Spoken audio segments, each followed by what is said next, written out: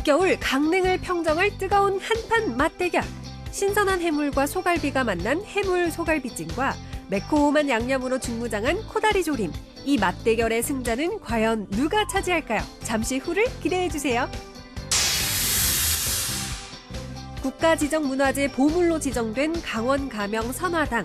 함께 지키고 보존해 나가야 할 소중한 문화유산인 선화당의 가치를 재조명해보고 보석 같은 역사 이야기를 들어봅니다. 강원도청사 이전 신축 장소가 논란 끝에 춘천시 옛 미군 기지인 캠프페이지로 확정됐는데요. 캠프페이지의 역사와 앞으로 개선될 도청사의 방향에 대해 알아보고 이를 향한 시민들의 의견을 들어봤습니다. 생방송 강원 365 지금 시작합니다.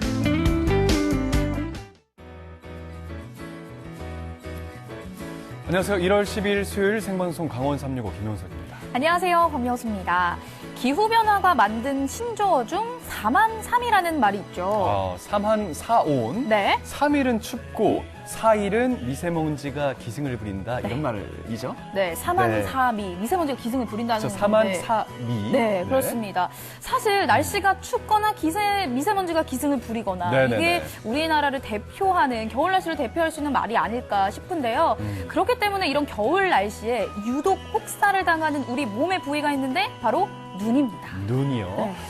밖에 나가면요, 일단 춥잖아요. 그리고 건조하고 차가운 바람이 계속해서 불고 있고, 또 미세먼지가 기승을 부리고 있습니다. 또 실내로 들어가면요, 계속 가동되고 있는 이 온열기구 때문에 말씀하신 것처럼 정말 이 겨울철에는 눈이 하루도 편한 그 순간이 없다고 느껴집니다. 네. 실제로 건강보험심사평가원에 따르면요, 우리나라 인구, 안구 건조증 환자 수가 10년 동안 약 100만 명이 증가했다는 수치까지 나오고 있습니다. 어마어마할 예. 만큼 심각합니다. 사실 요즘 스마트폰이나 전자기기의 사용으로 인해서 안구건조증 환자가 늘어나고 있는데요. 네. 예방을 위해서는 일상 속 관리가 무엇보다 중요합니다. 자, 우선 실내 온도 습도를 적절하게 유지해 주고요. 하루에 8잔에서 많게는 10잔까지 물을 마시는 게 좋다고 합니다. 그리고 좀 더 심한 경우에는요, 인공 눈물의 도움을 받는 것도 좋다고 하니까 이 점들 꼭 기억하셔서 겨울철 눈 건강 철저하게 지켜나가시기 바라겠습니다.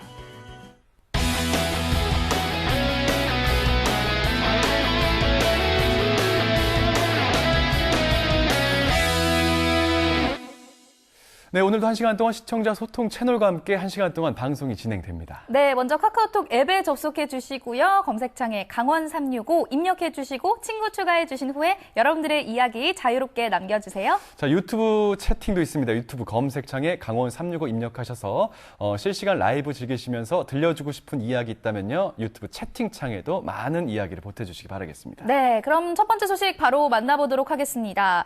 앞서서 저희가 겨울 날씨에 대해서 말씀을 드렸는데 네네. 아무래도 이렇게 날씨가 추워지면 든든한 음식을 먹어야 건강하게 겨울을 날 수 있지 않을까라는 생각이 들거든요. 그렇죠. 든든한 음식이요. 음식들. 네. 이게 바로 이제 한국인은 밥심이 중요하다 이런 말도 있잖아요. 그렇죠, 그렇죠. 예. 그렇기 때문에 오늘 여러분들께 강릉의 겨울철 맛을 소개해드리려고 하거든요. 화면으로 함께 만나보시죠.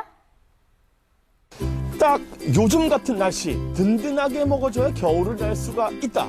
그래서 오늘은 몸은 물론 마음까지 따뜻하게 위로해줄 겨울철 강릉의 맛을 찾아 떠나보겠습니다. 가자! 몸도 마음도 으슬으슬 추워지는 이 시기, 이 둘을 동시에 따뜻하게 녹이려면 든든한 음식만 한 게 또 없는데요. 오늘은 겨울철 강릉의 입맛을 책임질 음식들을 소개합니다.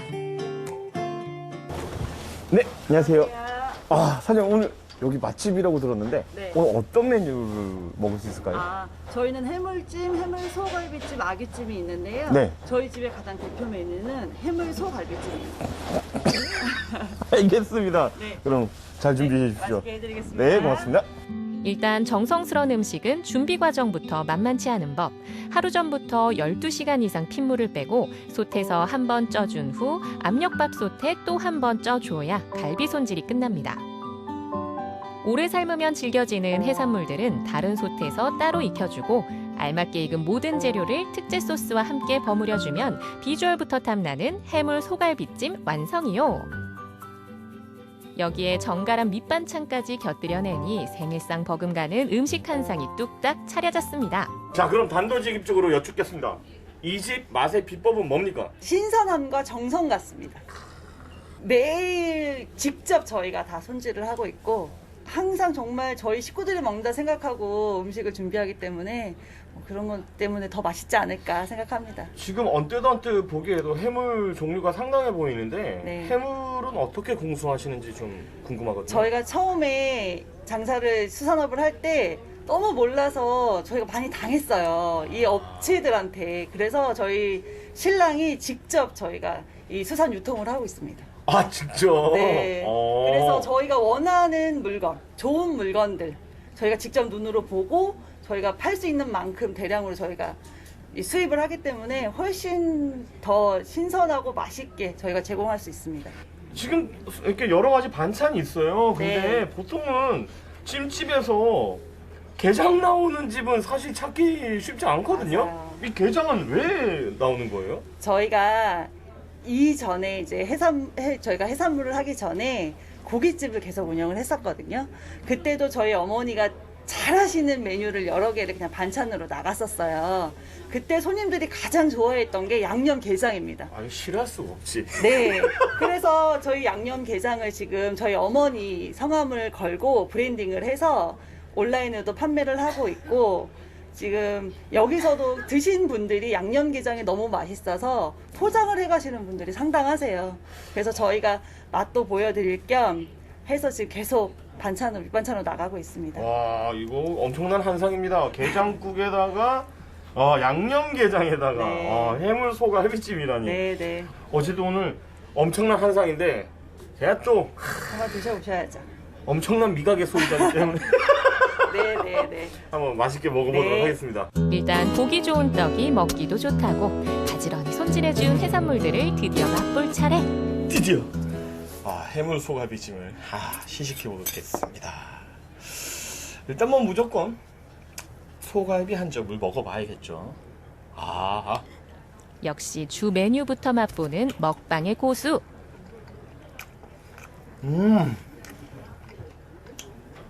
정말 부드러워요. 와, 전혀 질긴 거 없고 진짜 부드럽네. 부드럽다는 말로밖에 표현이 안 돼요. 보통 근데 해물찜이나 이런 거 먹을 때는 다 저도 장난으로 막 콩나물찜 먹으러 간다는 그런 얘기 하거든요. 근데 진짜 콩나물 없이 이 정도 양을 마주하니까 굉장히 마음이 웅장해지면서 겸손해집니다. 이거 되게 좋아하는데.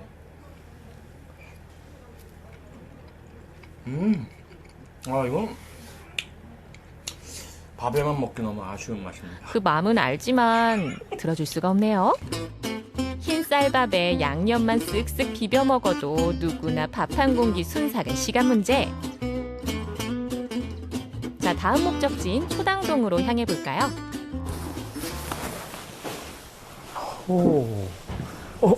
안녕하세요.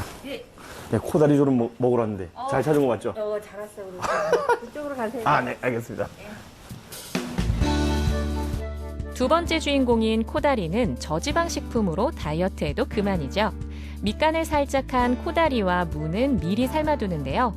코다리보다 무를 먼저 삶아주면 다양한 맛이 배어들면서 더 깊은 맛을 음미할 수 있다네요. 코다리를 삶은 육수에 직접 만든 양념을 넣고 고추와 물엿을 넣어준 후 갖은 양념을 붓고 미리 손질해둔 코다리를 아낌없이 넣어줍니다. 여기에 미리 삶은 무를 얹어주고 양파와 대파를 넣어준 뒤 타지 않게 졸여주면서 가리비와 전복까지 얹어주면 코다리찜 완성입니다. 이 집 또한 남다른 스케일의 밑반찬이 가세하더니 입맛 당기는 한 상이 순식간에 차려졌는데요. 코다리 조림하는 집 중에서 반찬 가짓수가 제일 많은 것 같은데요. 이렇게 많이 나간 이유가 있을까? 보통 찜이나 조림집에서 이렇게 많이 안 나오거든요. 글쎄 저는 이제 한식을 좀 많이 하다 보니까 그 반찬을 이렇게 많이 내는 것 같아요. 손님들한테 이것 좀 더 먹고 가라고 하기 위해서. 되게 많은 그래도 식당이 있잖아요. 혹시 식당 경력이 좀 됐어요. 제가 30살부터 했으니까 한 20년 넘게 했어요. 사장님, 저 궁금한 게 있습니다. 일단 왜 많고 많은 해물, 많고 많은 생선들이 있는데 왜 하필 코다리일까요? 우리가 어렸을 때는 이게 명태라 그러죠. 그쵸. 지금 이게 말려서 코다리라고 하는데 네. 그 전에 우리 어렸을 때는 이게 많이 났었어요. 많이 먹고 자란 추억이 있어서 하게 됐어요. 사장님이 생각하는 코다리 비법? 우리 가게만의 비법이 있을까요? 저는 이거를 신선도 그냥 거의 매일 아침에 나가서 준비해서 가져와서 그렇게 해요. 이거를 가져와서. 네. 코다리를 맛있게 먹는 방법이 뭐가 있을까요? 우리는 여기에서는 우선 김에다가 저거 양념, 양념. 예, 코다리 살 넣고 저거 콩나물 넣고 그 다음에 여기 고추, 오, 고추. 예, 그거 같이 넣어서 먹으면 맛있어요. 고추 조림. 장아찌 같은 거네요? 예. 지금부터 본격적으로 코다리 조림을 먹어보겠습니다. 이게 진짜 되게 예전 냄새가 많이 나요. 되게 신기한데 이거. 양념을 듬뿍 먹으라 그랬으니까. 우리도 그 맛이 알고 싶다. 확실히 그 명태는 뭐 보통 우리가 동태탕이나 생태탕은 요즘 먹기 어렵지만 살이 되게 부스러지는 그런 느낌이 있거든요. 근데 확실히 이제 방건조다 보니까 좀 더 쫄깃하고 탱탱한 느낌들이 있어요. 예. 코다리가 갖고 있는 매력이죠, 그게. 좋은데? 예, 가리비입니다, 가리비. 야, 코다리 조림에 가리비가 웬 말이야? 마치 오늘이 생일인 양 호사를 누리는 엘리펀딕.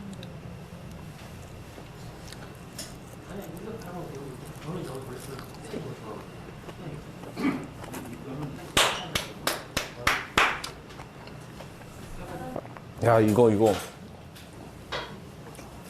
처음 먹어봤거든요, 이렇게. 무조건 싸서 먹어야겠네. 그냥 먹을 때나 싸서 먹을 때나 먹어. 이게 그냥 먹을 때는 진짜 우리가 되게 맛있는데 되게 그러니까 익숙한 맛이라고도 생각을 할 수가 있잖아요. 보통 뭐 조림이나 찜이나 뭐 이런 생선 위주의 그런 요리에 대한 그런 먹어봤던 맛 이렇게 생각하실 수가 있는데, 그리고 김과 콩나물까지만 쌓아도 또 한 번쯤은 먹어봤지라고 생각할 수가 있는데, 와, 이 고추지 들어간 건 이건 좀 말이 안 되는데. 이걸 딱 했는데 이거 탕 터지는 순간 완벽하게 다른 음식이 돼요. 와, 진짜 상쾌하고 한 100개 싸 먹을 수 있을 것 같아, 진짜. 그 정도로 상쾌해요. 신선한 해물과 소갈비가 만난 해물 소갈비찜과 촉촉한 코다리와 매콤한 양념이 만난 코다리 조림이 올겨울 강릉의 입맛을 접수하겠습니다. 와, 신선한 해물하고 소갈비찜이 만났습니다. 네. 상상도 못했는데 어떤 설명이 더 필요하겠습니까? 그러니까요. 반칙입니다, 이거는. 군침이 자꾸 돌아서 네. 멘트를 할 수가 없는데 맞아요. 코다리찜도 용석 씨 추웠나 봐요. 왜요? 빨간 양념을 이불로 이렇게 쫙 덮고 있더라고요. 이거 저 표현 좋아요. 그 모습을 네. 보니까 저는 오늘 저녁 메뉴를 아. 코다리찜으로 정해봤습니다. 맞습니다. 명수 씨가 말씀하신 것처럼 이렇게 좀 오늘같이 추운 날씨에 네. 따뜻하고 좀 풍성한 이런 저녁 식사를 우리 시청자님께서 지금 하고 계셨으면 좋겠다 이런 생각 갖고요. 건강하게 챙겨 드시면서 올겨울 따뜻하게 보내시길 바라겠습니다. 네, 다음 소식 만나볼게요.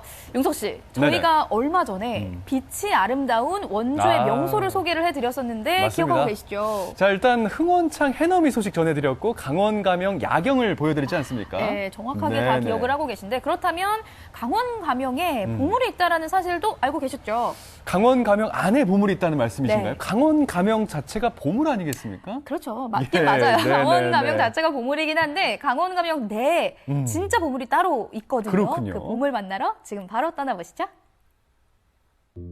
수많은 이야기와 역사를 간직한 원주의 소중한 문화유산. 이제는 우리 모두의 보물이 된 선화당의 이야기를 만나봅니다. 조선시대 강원도를 관할하던 강원가명. 2002년 사적 제439호로 지정된 데 이어 최근 가명의 중심 건물인 선화당이 국가지정문화재 보물로 지정이 됐는데요.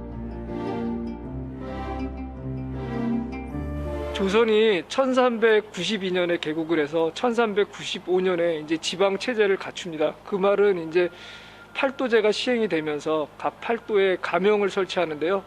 조선 태조 4년에 원주도 이제 강원 가명이 설치가 됩니다. 그러면서 이제 지방 지배 체제를 공고히 해서 조선이라는 나라가 중앙 정부에 머무르는 게 아니라 전국적으로 통치 체제를 갖춰 나간다는 그런 의미를 갖고 있는데요. 그러면서 이제 선화당이라는 건물, 핵심이 되는, 어떻게 보면은 정무를 보는, 관찰사가 정무를 보는 핵심 공간이 만들어지게 되는데, 그 선화당이라는 공간 안에서 왕을 대신한 대리자가 파견이 돼서 지방관으로서의 왕의 정치를 덕으로서 백성들에게 좋은 정치를 해나가라는 그런 정치적인 큰 뜻을 이뤄내게 되는데요. 그 공간이 바로 선화당이고요. 이게 조선시대 때 남아있는 선화당은 전국에서 유일하게 원주의 강원가명이 유일합니다. 그래서 강원가명이 지방행정 관하 건물로서 가장 대표적인 역사성을 갖고 있기 때문에 이번에 국가지정 보물로 지정될 수 있었습니다. 중앙에서 파견된 관찰사가 직무를 보던 공간으로 현존하는 조선시대 관하 중심 건물 중 가장 오래 한자리에 남아있는 강원가명 선화당. 내부는 어떤 모습일까요? 실제로는 요 내부 공간이 실제 이제 관찰사께서 업무를 보던 실제 공간이었고요. 여기는 이제 지금은 나루가 깔려 있는데 조선시대 때는 이제 진입하는 공간에 일종의 완충 공간을 둬서 여기서 이제 또 하나의 마루를 만들어서 거기서 이제 신발을 벗고, 지금으로 말하면 신발을 벗고 이렇게 이제 직무를 보던 그런 역할을 하던 공간이라고 보시면 좋겠습니다. 강원가명 선화당은 정면 7칸, 측면 4칸의 팔각지붕 단층 건물로 동일한 위치에 실물 그대로 전승돼 조선시대 건축과 관하 형태를 연구하는 중요한 자료로 평가받고 있습니다. 선화당이라는 이름에는 어떤 뜻이 담겨 있는 걸까요? 선화라는 뜻에는 선상덕 이화하민이라는 글자가 있었습니다. 그 글자에 선화 두 글자를 축약해서 선화당이라는 이름을 갖게 됐는데요. 선양한다. 상덕, 임금님의 덕을 선양, 널리 펼치고, 그래서 조화롭게 한다. 하민, 백성들을 조화롭게 정치를 하라는 큰 뜻을 가지고 있는 게 바로 선상덕 이화 화민인데, 그 두 글자를 따서 선화당이라는 이 당호를 갖게 된 겁니다. 그래서 그 관찰사가 지방관으로서 파견되었다고 하더라도 관찰사 임의대로 정치를 하지 말고 임금님이 가지고 계신 그런 애민정신이라는 것을 잘 살려서 지방에서 올바른 정치가 이루어지게 하라라는 큰 뜻을 갖고 있습니다. 선화당에 담긴 의미는. 조선시대 강원도의 정치와 경제, 문화의 중심지였던 강원가명. 500년이라는 오랜 역사만큼이나 많은 관찰사들이 이곳을 거쳐갔는데요. 관찰사는 지방 행정의 최고 책임자로 농정, 조세, 군사, 재판 등 다양한 업무를 수행했습니다. 지금 보시는 이 명단은 역대 강원도 관찰사의 명단인데요. 총 514분이 여기 명단에 들어와 있습니다. 그 중에서 이제 첫 번째가 여기 보시면은 이제 태조 1년 1392년에 교주, 그 당시에는 강원도라는 이름이 아직 생겨나지 않았고요. 1395년이 돼야 강원도라는 이름이 생기게 되거든요. 처음에 이제 태조 1년에 정탁이라는 분이 교주 강릉도, 그 당시에는 이제 강원도의 이름 전 단계, 그러니까 고려적인 유풍을 가지고 있을 때는 교주 강릉도라는 이름을 갖고 있었는데요. 1395년이 되면서 태조가 이제 팔도제를 시행을 하게 되면서 실제적인 이제 조선의 지방 정치가 이루어진다고 생각이 되는데요. 그 당시에 이제 오몽을이라는 분이 처음으로 이제 강원도 관찰사라는 이름으로 파견이 되게 되었던 아주 귀중한 모습들을 볼 수 있습니다. 왕의 대리인으로 강원도 통치라는 막중한 임무를 안고 원주로 향했을 관찰사. 강원 가명에 파견된 관찰사 중에는 교과서에서 만날 수 있는 유명한 인물도 있다고 하는데요. 우리가 너무 잘 아는 그 관동별곡의 주인공인 송강정철 선생님도 강원도 관찰사로 이제 직무를 보게 됐었는데요. 그 1580년 이때는 이제 임진왜란이 일어나기 전이었죠. 그래서 이제 강원도에 관찰사로 파견이 돼서 관동이라는 이름이 천령관의 동쪽이다. 그래서 강원도를 지칭하는 용어거든요. 그래서 그 강원도 관찰사로 파견이 되면서 강원도의 아주 훌륭한 풍광을 노래한 관동별곡이라는 그러한 이제 문장을 만들게 된 게 바로 이 정철이고 그 당시에 이제 1580년도에 강원도에 관찰사로 파견되었던 그런 인연이 있습니다. 강원가명 선화당에서 정물을 보며 민생을 보살폈던 500여 명의 관찰사들. 수많은 사람들의 이야기와 역사가 담겨있는 소중한 유산인 선화당을 지키고 보존하는 건 후손들의 몫이겠죠. 강원 가명 선화당은 전국에서 유일하게 남아있는 대표적인 지방행정의 역할을 볼 수 있는 관아 건물입니다. 전국 어디에서도 볼 수 없고요. 오직 강원도 원주에서만 볼 수 있다는 아주 큰 특징을 갖고 있습니다. 전국 어디에 내놔도 손색 없는 가장 큰 보물이라고 할 수 있겠고요.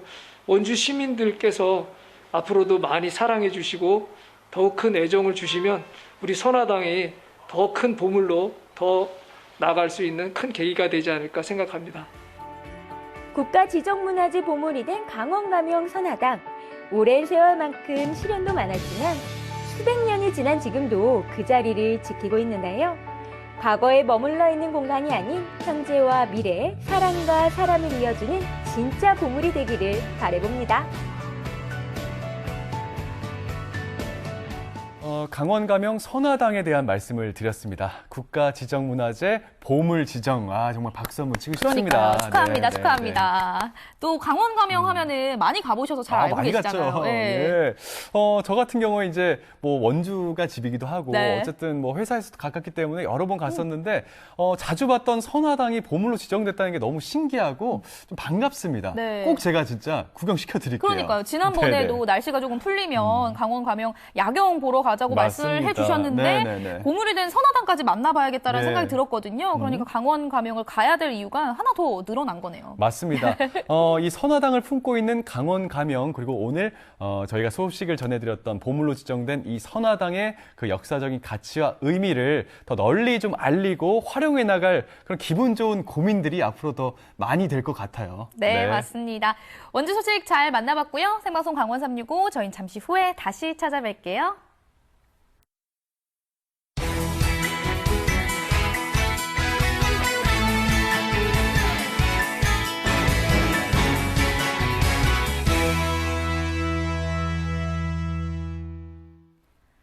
네, 생방송 강원 365와 함께하고 계신 지금 시각은 6시 25분 지나고 있습니다. 네, 저희는 계속해서 시청자 소통 채널을 통해서 우리 시청자분들의 사연을 받고 있습니다.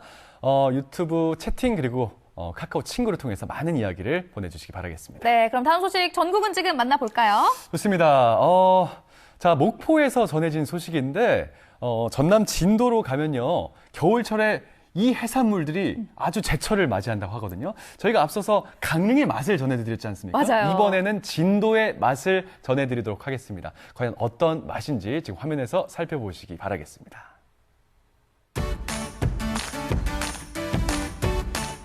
눈부라치는 진도 바다. 겨울에 더 맛있다는 진도의 별미를 찾아 나섭니다. 지금이 최고 맛있을 때고 제일 부드러울 때고. 첫 번째 주인공은 간재미. 알도 이렇게 꽉 차고 맛도 꽉 차고. 두 번째 주인공은 튼실한 꽃게입니다. 추운 겨울을 따뜻하고 든든하게 해줄 진도의 별미. 지금부터 함께 만나보시죠. 진도 서망항은 꽃게가 많이 잡히기로 아주 유명한 곳인데요. 이곳의 꽃게 위판장에서는 꽃게 분류 작업이 한창입니다. 서망항으로 들어오는 대부분의 꽃게들은 알을 품고 있는 암꽃게라고 하는데요. 오늘 이 암꽃게를 제대로 맛볼 수 있는 진도의 한 식당을 찾았습니다. 아따 오늘 꽃게 진짜 좋은 거 들어왔다 야. 아주 엄청 좋다. 걔가 안캐 이렇게 크다게. 진도산 꽃게는 이렇게 좋아. 이렇게 싱싱하고 이렇게 안키로만 쓰니까 이만한 건 최고 큰 거. 여보시오, 이렇게 꽃게 알이 꽉 찼어. 이렇게. 보기만 해도 꽉 찬 알이 아주 먹음직스러운데요. 오늘 이 꽃게로 만들어 볼 이곳의 대표 요리는 꽃게 무침. 숙성 없이 바로 무쳐 먹는 요리인 만큼 비린내를 잡는 게 아주 중요하다고 하는데요. 사장님이 연구한 특별한 비법이 있다고요? 꽃게는 비린내가 많이 난 거예요. 근데 내가 비린내 잡는 거를 내가 했지. 나 혼자 연구를 했지. 그 통고추 있잖아. 마른 고추. 고춧가루, 통고추, 마늘, 생강, 양파, 배, 사과, 파인애플을 갈아서 넣고 그래가지고 이렇게 만들어요. 이게. 사장님의 오랜 연구를 통해 탄생한 양념장이 꽃게에 잘 스며들도록 정성스럽게 버무려주면 맛깔스러운 꽃게 무침이 됩니다. 그런데 이게 끝이 아니라고요? 자, 꽃게 알을 묻혀요.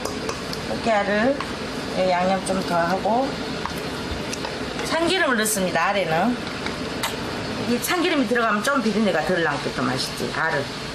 알은 이 살보다 더 비린내가 나지. 양념장에 참기름을 더해 알을 쓱쓱 비벼주고 게딱지에 담아 넣으면 밥도둑 완성! 우와, 정말 먹음직스럽네요. 밥도둑 완성! 얼마나 맛있게 생겼나 봐봐. 붉은 양념이 군침을 돌게 하는 꽃게 무침입니다. 이번엔 꽃게탕을 준비해 주신다고 하는데요. 요즘에는 좀 날씨가 추우니까 꽃게탕을 많이 찾아. 우리는 딱 꽃게만 들어가. 다른 해물 같은 거 안 들어가. 담백하면서 이 국물이 우리는 담백하다니까 이렇게 그 국물이 흐르는 것이 아니라 탁탁해. 그래가지고 끈적끈적해. 이렇게 먹으면 그냥 이런 꽃게로 이렇게 탕을 끓이니 안 맛있겠어? 안 맛있겠냐고. 맛있을 수밖에 없지. 알이 꽉 찬 튼실한 꽃게가 들어가니 맛이 없을 수가 없는데요. 양파, 생강, 돈고추, 마른 고추, 된장하고 이걸 섞어서 숙성을 시켜갖고 그걸로 끓이는 거예요. 추운 날씨에 우리의 몸을 뜨끈하게 녹여줄 칼칼한 꽃게탕도 완성이 되고 귀한 꽃게 한 상이 차려졌습니다. 꽃게의 다양한 변신! 양념을 묻혀 싱싱하게 즐겨도 좋고요. 팔팔 끓여 뜨끈하게 즐겨도 좋습니다. 어떻게 먹어도 맛있는 제철 꽃게의 맛을 즐겨봅니다.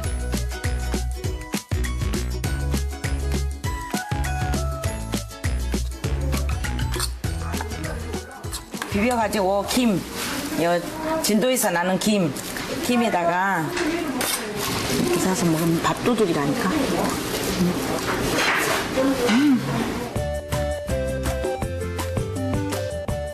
국물이 별미인 꽃게탕. 식기 전에 잘 익은 꽃게를 건져 올리는데요. 뜨끈한 국물에 푹 익은 꽃게살. 든든한 한 끼로 제격입니다. 고기잡이가 한창인 진도 바다를 찾았습니다. 칠흑 같은 새벽부터 배에 올라 미끼를 준비하는데요. 오늘 낚아올릴 주인공은 바로 간잼입니다.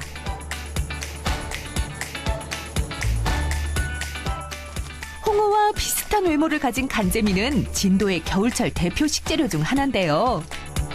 진도 간재미, 모르는 사람이 없을 정도로 많은 사람들에게 사랑받는 겨울철 생선입니다. 간재미를 맛보기 위해 찾은 곳.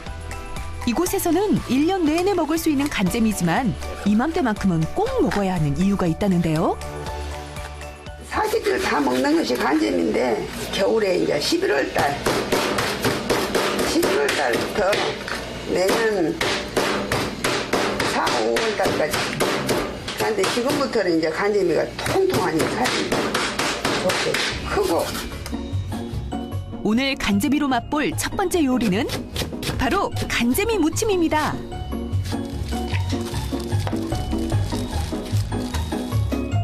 배와 무, 미나리를 썰어 넣고 고춧가루와 각종 양념과 함께 잘 섞어줍니다. 그러면 새콤달콤 맛있는 간재미 무침 완성! 무침에 이어 만나볼 두 번째 간재미 요리는 남녀노소가 좋아한다는데요.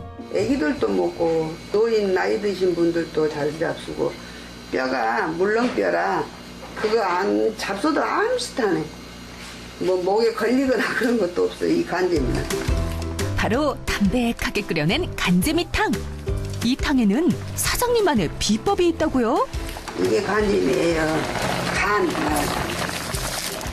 간찜을 하고 또 너무 오래 끓여도 안 맛있어. 국물이 텁텁해져. 내장이 들어. 부드럽게 익힌 간재미와 각종 재료를 넣어 얼큰함을 자랑하는 간재미탕 완성입니다.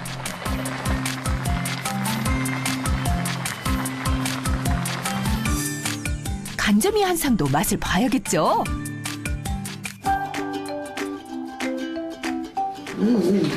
육고기보다 맛있어. 내가 있어도 너무 맛있어. 겨울철 별미 진도 간재미 많이 드시러 오세요. 그리고 모두 건강들 하세요. 겨울에만 맛볼 수 있는 진도의 별미들. 제철을 맞아 더욱 물오른 진도 해산물로 맛있는 겨울 보내보시면 어떨까요?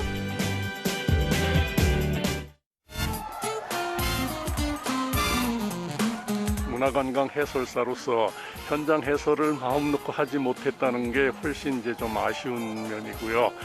이런 아쉬움을 다 털어버리고 원주를 찾아오시는 모든 관광객분들에게 즐거움을 주는 한 해가 되도록 했으면 좋겠습니다. 강원 365 화이팅! 네, 언제나 강원도민과 365일 함께하는 생방송 강원 365입니다. 네, 이번 소식은 춘천에서 새로운 도약을 준비하고 있다라는 소식인데요. 용석 씨, 어떤 소식이죠? 자, 강원도청사가요, 기존의 미군 부대가 자리했던 캠프 페이지 부지로 신축 이전한다는 내용인데 이게 아마 강원도에서 또 가장 핫한 이슈 중에 하나가 아닐까 싶습니다. 네, 예. 그렇다면 이 강원도청은 지금까지 어떤 역사를 가지고 있는지 또 앞으로는 어떤 변화의 모습을 보일지 강원도청의 과거와 현재 그리고 미래의 모습을 영상으로 담아봤습니다. 2022년 이민년 새해가 밝자마자 강원도에서 날아온 따끈따끈한 소식이 있습니다. 약 126년이라는 시간 동안 굳건히 한자리를 지켜오던 강원도청이 새로운 보금자리로 신축 이전한다고 하는데요. 봉이선 자락에 위치한 강원도청의 오랜 역사만큼이나 100년 넘게 이어져 온 도청 이전에 대한 이야기들. 새롭게 강원도청이 자리할 옛 캠프페이지에 대한 추억과 함께 강원도청의 어제, 오늘, 그리고 앞으로의 내일에 대해 지금 만나봅니다.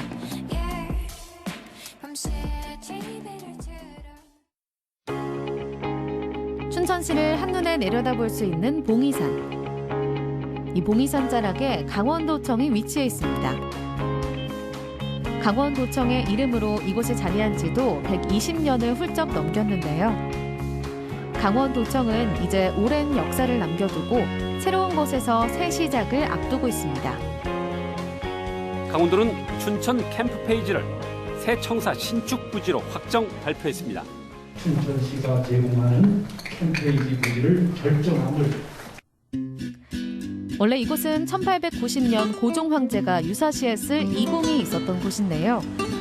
지금의 강원도청은 1895년 당시 도청의 역할이라고 볼 수 있었던 원주 강원 가명이 폐지되고 춘천으로 강원도 관찰부청이 옮겨지며 시작됐습니다. 오랜 도청의 역사만큼 강원도청을 다른 곳으로 이전해야 한다는 이야기는 100년이 넘도록 계속 이어져 왔는데요. 1910년 당시 철도가 들어와 신흥도시로 급부상했던 철원은 도청 이전을 주장했습니다. 이후에도 일제강점기 시기 동안 원주, 강릉, 원산 등의 지속적인 견제를 받았던 춘천. 철도가 없다는 이유로 도청을 옮긴다는 주장에 대해 반발했던 춘천 지역민들은 급기야 사재를 털어 철도를 놓기로 합심했습니다. 그러던 1939년 우리나라 최초의 사철인 경춘선이 완공됐고 도청 이전에 대한 말들은 수면 아래로 가라앉게 됐습니다.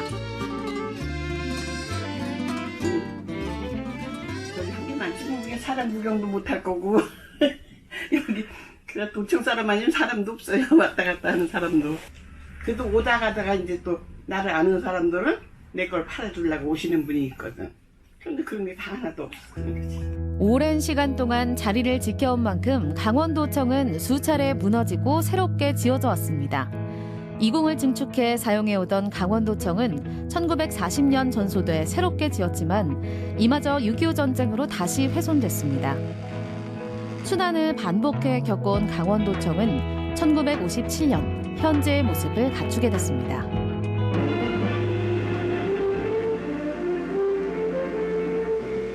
강원도 도청 청산학성식이 10월 30일 이 민의회장을 비롯해서 많은 내빈들이 참석한 가운데 성대히 거행되었습니다. 총 건평 1,600여 평에 총 공사비 3억 3천여만 원으로 시공한 지 2년 만에 그 낙성을 보게 된 것입니다. 이번 강원도청의 신축 이전을 두고 과거에 그랬듯 도청 소재지 이전을 두고 또다시 논란이 됐습니다. 도청은 65년 된 도청 건물의 노후화로 안전등급에서 D등급을 맞게 되며 새롭게 지어질 수밖에 없다는 입장을 밝혔습니다. 도청의 신축은 청사가 안전하지 못하기 때문에 새로 짓는 것으로 도청 소재지 이전이 아님을 도민 여러분들께서 이해해 주실 것을 간곡히 부탁해 올립니다. 실제로 현재 강원도청사는 앞서 말씀드린 안전 문제를 포함해 좁은 공간으로 인한 주차 문제 또한 심각한데요. 강원도민의 쾌적한 행정 이용을 위해서라도 신축 이전이 절실한 상황입니다. 여기는 제가 지금 가서 보고 이렇게 민원 때문에 왔다 가지만 진짜 너무 많이 노후돼서 하기는 해야 돼요, 진짜로. 네. 그래서 좀 빨리 해줬으면 좋겠어요. 예. 장애를 가진 사람들이라는 이런 사람들이 오기에는 좀 불편하고 그래서 그곳은 이제 시내버스 편이라든가 이런 그 차량 이용이라든가 그런 부분도 용이하고 또 전철역이 가까이 있기 때문에 그 강원도민들이 접근하기에도 아주 안성맞춤인 그런 곳이라고 생각합니다. 그렇다면 새롭게 지어질 강원도청사는 과연 어디에 지어지는 걸까요? 새로운 청사가 들어설 곳은 현 강원도청에서 2km 떨어진 곳으로 과거 캠프페이지라고 불리던 곳입니다. 주한미군이 2005년까지 주둔했던 부지로 춘천역 바로 앞에 위치해 있어 2017년 춘천에서 속초 동서고속철도를 개통하게 될 시 뛰어난 접근성을 자랑하게 됩니다.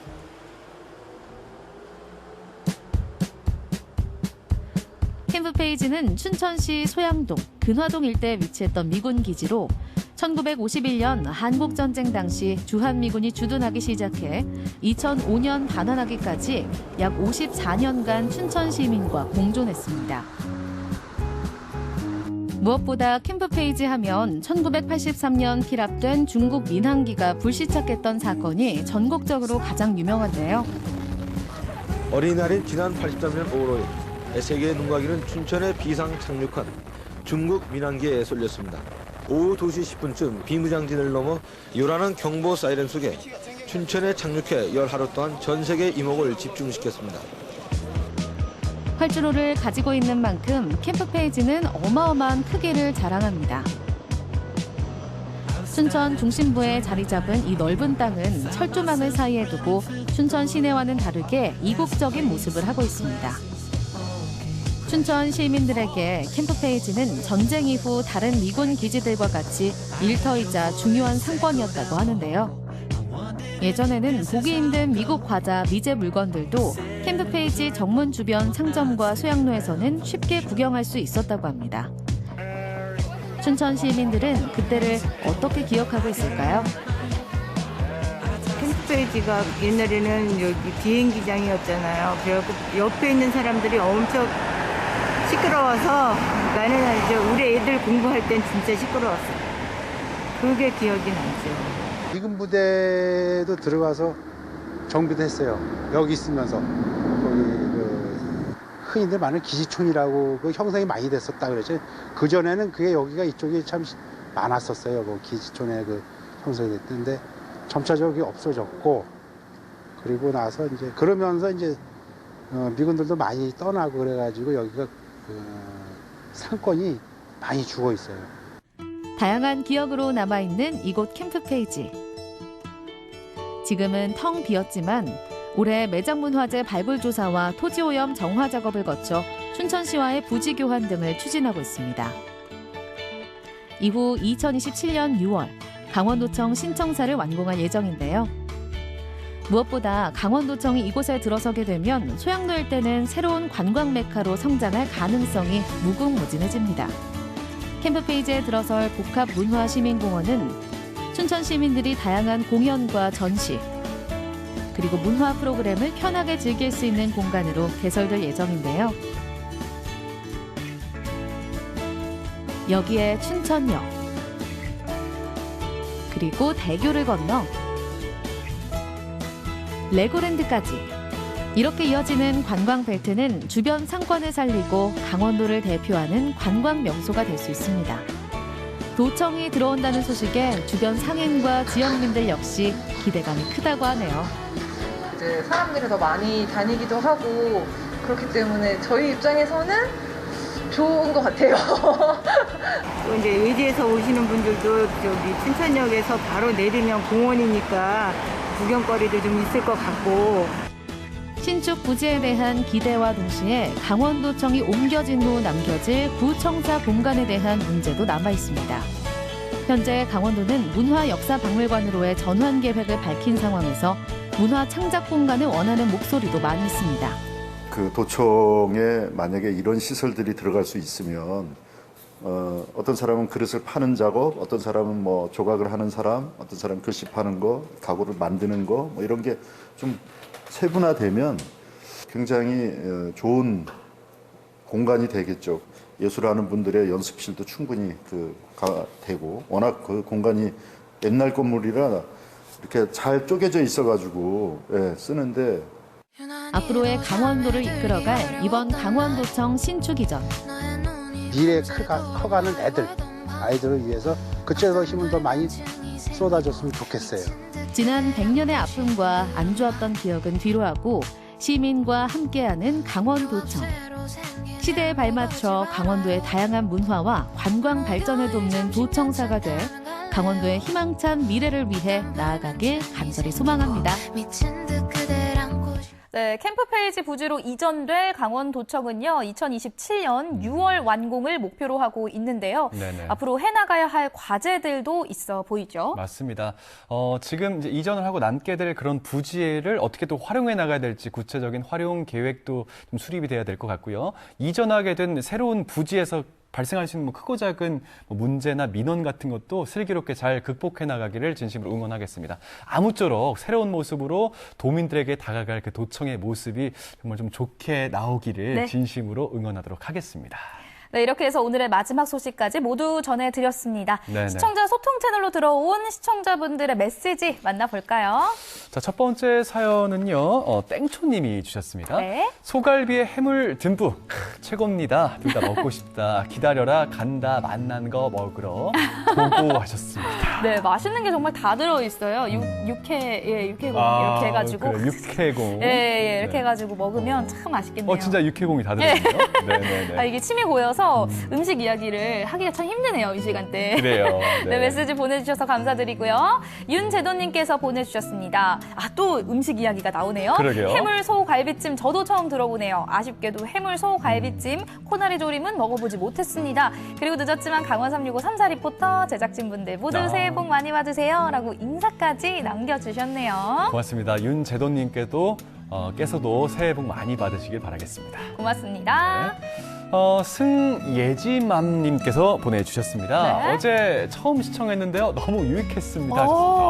어제 시청하시고 오늘 또 시청을 해주신 거예요. 그러니까요. 감사드립니다. 응원의 메시지를 이렇게 주시네요. 네, 계속해서 응원의 메시지 많이 보내주시길 부탁드릴게요. 자, 그리고 박주현님께서 보내주셨습니다. 해물 소갈비찜이 당연 맛있겠지만 코다리 조림이 부담 없이 자주 해먹을 수 있고 담백한 맛이 일품인 것 같습니다. 라고. 또 침이 고이네요. 그러니까요. 끝나질 않습니다. 그런데 여러분들도요, 겨울철에는 이런 음식들을 계속 드셔야지 네네. 든든하게, 건강하게 나실 수 있으니까요. 저희가 계속 말씀드려도 네. 여러분들 계속 많이 드셔야 됩니다. 명수 씨가 퇴근하면은 그냥 정말 빠른 속도로 나가지 않습니까? 오늘 배고프시니까 더 빨리 가실 것 같네요. 몹시 배가 고프네요.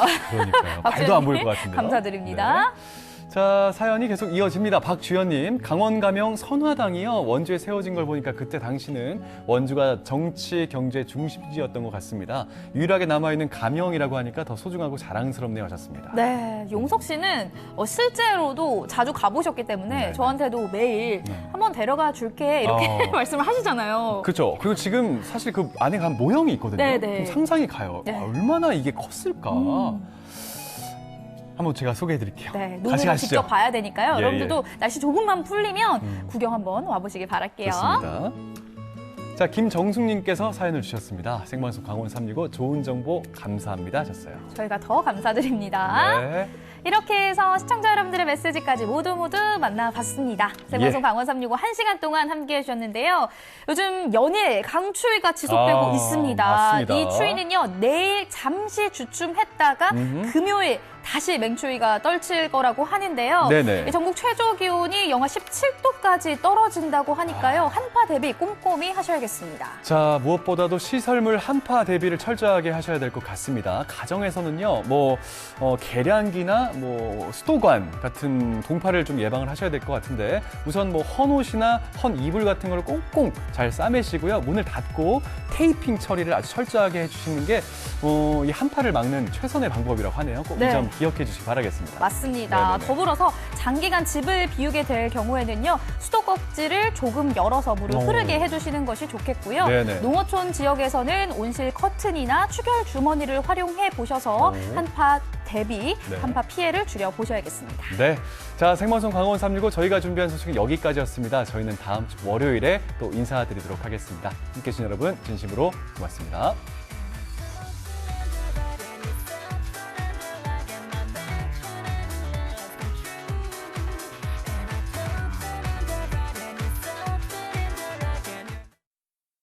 이 프로그램에 참여해 주신 분들께는 주식회사 한일전기에서 가정용 전자제품을 드립니다.